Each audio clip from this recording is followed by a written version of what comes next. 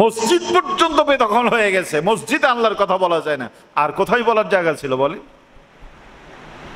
কারা এতদিন মসজিদে আসতেন? কার জন্য, কার ভাই ইমাম সাহেব কথা বলতে পারতো না? কতগুলি আয়াত পর্যন্ত বেদখল হয়ে গিয়েছিল।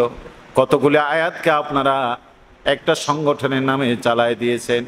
ইমাম সাহেব ওয়াতাসিমু বিহাবলিল্লাহ বললেন, তার চোখ গরম হয়ে গেছে। ইমাম সাহেব ওয়ালতাকুম মিনকুম উম্মাতুন ইয়াদউনা ইলাল খায়র আয়াত তেলাওয়াত করলেন, তার চেহারা কালো হয়ে গেছে।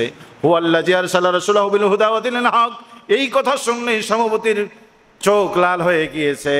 ইমাম সাহেব যখন বলছে ওয়াজাহিদু ফিল্লাহি হাক্কা জিহাদিহি, জিহাদ করতে হবে হক আদায় করে, সেক্রেটারির চেহারার দিকে তাকানো যাচ্ছিল না। যখন ইমাম সাহেব তেলাওয়াত করেছে আলাহুল খালকুরাম, সৃষ্টি যারা আইন চলবে, তার ক্যাশিয়ারের চেহারার দিকে তাকানো যাচ্ছিল না।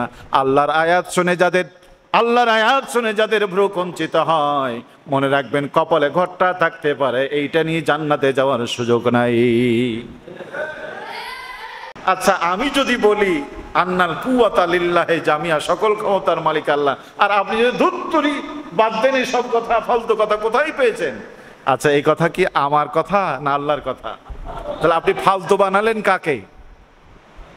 ফালতু তো আপনি আল্লাহকে বলছেন। আল্লাহ কি বলছেন শোনেন, ওমান আজলামু মিম্মান ইফতারা আলাল্লাহিল কাযিবা, তার থেকে বড় জালেম কে হয় যে আল্লাহর উপরে মিথ্যাবাদী বলে?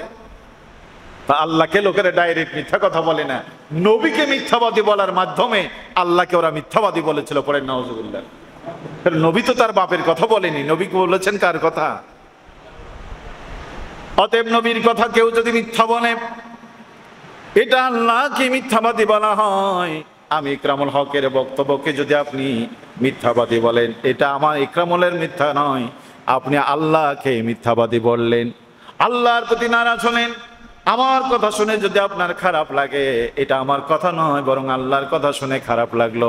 আল্লাহর কথা শুনে যাদের খারাপ লাগে, তাদের অন্তরে ঈমান নাই। আল্লাহর কোরআন বলছে ঈমানদার তো তারা, ওয়াইজা তুলিয়াত আলাইহিম আয়াতুহু সাদাতুহুম ঈমানা, মুমিন তো তারা, আল্লাহর আয়াত শুনলে যাদের ভালো লাগতো, ঈমান বাড়তো, তারাই তো মুমিন। আল্লাহর কথা শুনে যাদের ভালো লাগে না এতদিন, আপনি ধরে নিতেই পারেন তারা আবু জেহেলের গোষ্ঠী।